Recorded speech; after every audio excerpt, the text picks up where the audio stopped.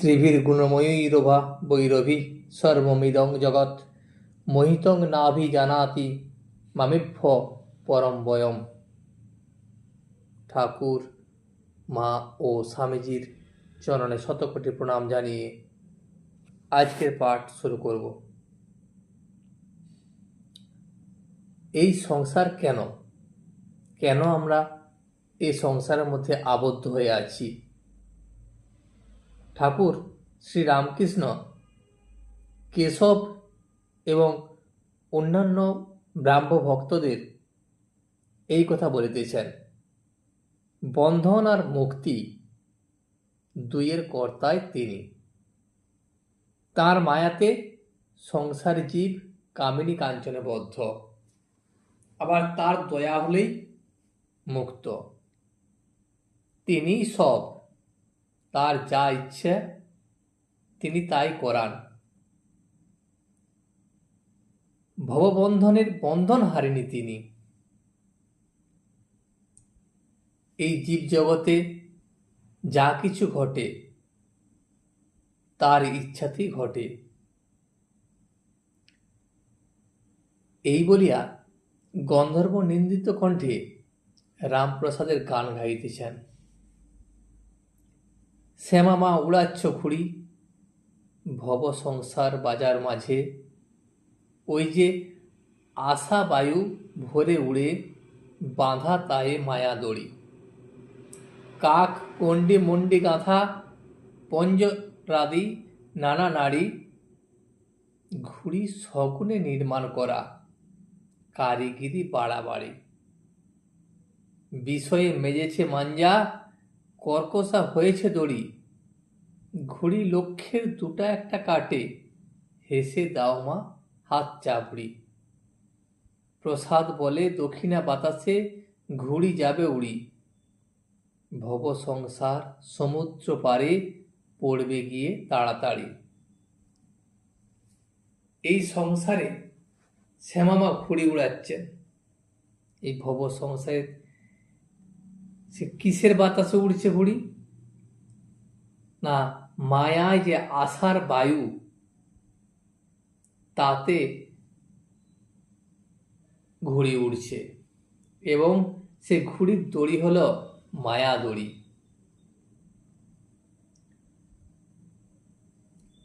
এত লোক যে নাম গান করে, এত লোক যে ঠাকুরকে ডাকে, তাতে সবাই কি লক্ষ্যে পৌঁছায়?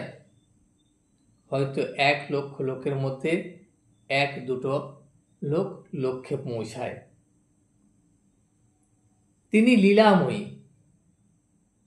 এ সংসার তার লীলা।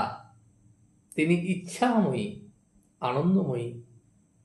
লক্ষ্যের মধ্যে তিনি একজনকে মুক্তি দেন। 1,00,000 জন যদি তার সাধনা করে, তাকে ডাকে, তার মধ্যে হয়তো মুক্তি পায় একজন। বন্ধন থেকে তার মুক্তি হয়। একজন ব্রাহ্ম ভক্ত ঠাকুরকে জিজ্ঞাসা করিলেন, মহাশয়, তিনি তো মনে করলে সকলকেই মুক্ত করে দিতে পারেন। তিনি যদি ইচ্ছাময়ী হয়ে থাকেন, তার ইচ্ছাতে যদি সবকিছুই ঘটছে, তাহলে তিনি কেন মুক্ত করছেন না? তিনি কেন আমাদেরকে এই মায়া জালে জড়িয়ে রেখেছেন, এই কামিনী কাঞ্চনে আবদ্ধ করে রেখেছেন? কেন তবে আমাদের সংসারে বদ্ধ করে রেখেছেন? ঠাকুর তখন তার উত্তরে বললেন, তাঁর ইচ্ছা যে তিনি এইসব নিয়ে খেলা করেন। এই জীব জগতে যা কিছু ঘটছে তার লীলাতেই হচ্ছে, এইগুলি নিয়ে তিনি খেলা করছেন। এইসব করতে তাকে ভালো লাগে, সেই জন্য তিনি চট করে কাউকে মুক্ত করেন না। যেমন ধরো, বুড়িকে আগে থাকতে ছুঁলে দৌড়াদৌড়ি করতে হয় না, বুড়িকে ছুঁয়ে দিলে খেলা শেষ। তাহলে খেলায় আর হলো না। সেরকম সকলেই যদি ছুঁয়ে ফেলে খেলা, তাহলে কেমন করে হবে? এবং সকলেই ছুঁয়ে ফেললে তাতে বুড়ি অসন্তুষ্ট হয়। ঠিক সেই ধরনের যদি সবাই মুক্তি পেয়ে যায় তাহলে সংসারের খেলা আর তো হবে না, এবং তাহলে ভগবান অসন্তুষ্ট হবে এবং ভগবানের তাতে মন ভরবে না। তাই লক্ষ্যের মধ্যে দুটো একটা কাটে, হেসে দাও মা হাত চাপড়ি। তিনি মনকে আঁখি ঠেরে ইশারা করে বলে দিয়েছেন, যা এখন সংসার করবে। মনের কি দোষ? মনকে তিনি ইশারা করে পাঠিয়েছেন, সেই জন্যই মন এসেছে এবং মন এই গণ্ডির মধ্যে আবদ্ধ হয়ে আছে, কামিনী কাঞ্চনের মধ্যে আবদ্ধ হয়ে রয়েছে। ঈশ্বর তাকে সেইভাবেই বলে পাঠিয়েছে, সেই জন্য সংসারের দ্বারা আবদ্ধ থাকে। তার দয়াতেই সব কিছু হয়।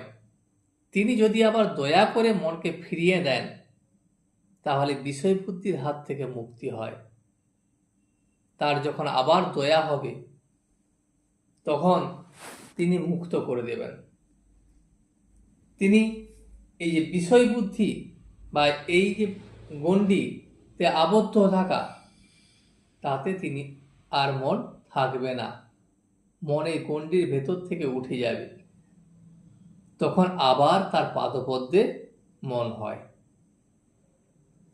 ঠাকুর সংসারীভাবে মার কাছে অভিমান করে গান গাইতেছেন, আমি ওই খেদে খেদ করি, তুমি মাতা থাকতে আমার জাগা ঘরে চুরি, মনে করি তোমার নাম করি কিন্তু সময়ে পাশরি, আমি বুঝেছি জেনেছি আশয় পেয়েছি এসব তোমার চাতুরি, কিছু না দিলে কিছু পেলে না, নিলে না খেলে না, সে দোষ কি আমারই? যদি দিতে পেতে নিতে খেতে, দিতাম খাওয়াতাম তোমারই। যশ অপযশ সুরস পুরস সকল রস তোমারই, ওগো রসে থেকে রসভঙ্গ কেন করো রসেশ্বরী? প্রসাদ বলে মন দিয়েছ মনেরে আঁখি ঠারি, ওমা তোমার সৃষ্টি দৃষ্টি পোড়া মিষ্টি বলে ঘুরি, তাঁরই মায়াতে ভুলে মানুষ সংসারী হয়েছে, প্রসাদ বলে মন দিয়েছ মনেরে আঁখি ঠারি, তার ইচ্ছাতেই মানুষ সংসারী এবং এ মায়াজালে আবদ্ধ। ব্রাহ্মভক্ত আবার ঠাকুরকে জিজ্ঞাসা করলেন, মহাশয় সব ত্যাগ না করলে ঈশ্বরকে কি পাওয়া যাবে না? আমরা যারা ভক্ত তারা যদি ঈশ্বরকে পেতে চায় তাহলে কি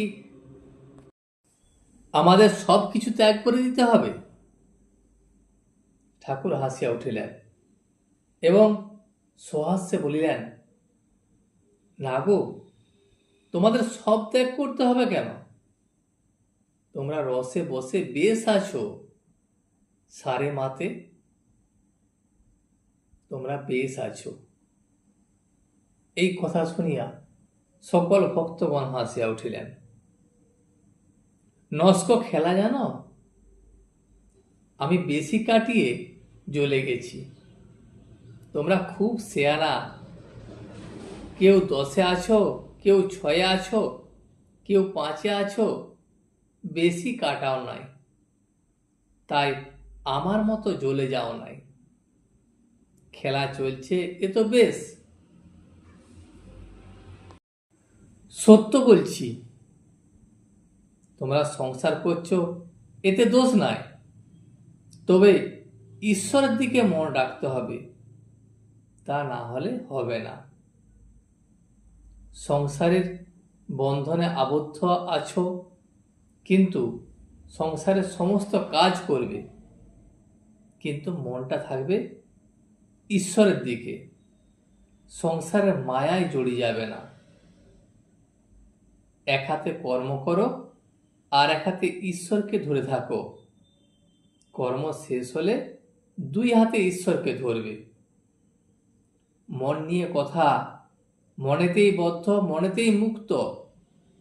মন যে রঙে ছোপাবে সেই রঙে ছুপবে। যেমন ধোপা ঘরের কাপড়, লালে ছোপাও লাল, নীলে ছোপাও নীল, আবার সবুজে ছোপাও সবুজ হয়ে যাবে। তাকে যে রঙে ছোপাবে সে সেই রঙেই ফুটে উঠবে। দেখো না, যদি একটু ইংরেজি পড়ো তো অমনি মুখে ইংরেজি কথা এসে পড়ে, ফুটফাট, ইট মিট, এইসব। ঠাকুরের এরকম ইংরেজি শুনিয়া সকলে হাসিয়া উঠিলেন।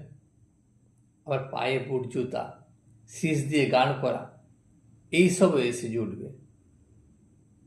আবার যদি পণ্ডিত সংস্কৃত পড়ে অমনি শ্লোক ঝাড়বে। মনকে যদি কুসঙ্গে রাখো তো সেই রকম কথাবার্তা চিন্তা হয়ে যাবে। যদি ভক্তের সঙ্গে রাখো তাহলে ঈশ্বর চিন্তা, হরিকথা এইসব হবে। মনকে যেভাবে চালাবে সেইভাবেই হবে। মন নিয়েই সব। এক পাশে পরিবার, এক পাশে সন্তান। একজনকে একভাবে, সন্তানকে আরেকভাবে আদর করে, কিন্তু একই মন আলাদাভাবে দুজনকে দুরকমভাবে দেখে। আজ এই পর্যন্তই।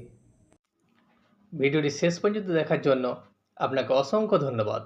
ভিডিওটি যদি আপনার ভালো লেগে থাকে তাহলে একটা লাইক, কমেন্ট এবং বন্ধুর সাথে শেয়ার করে দেবেন। সাবস্ক্রাইব করে পাশে থাকা বেল আইকনটি বাজিয়ে দেবেন, যাতে আপনাদের নতুন ভিডিওগুলি সর্বপ্রথম আপনার কাছে পৌঁছে যায়। জয় শ্রী রামকৃষ্ণ, জয় শ্রী রামকৃষ্ণ, জয় শ্রী রামকৃষ্ণ।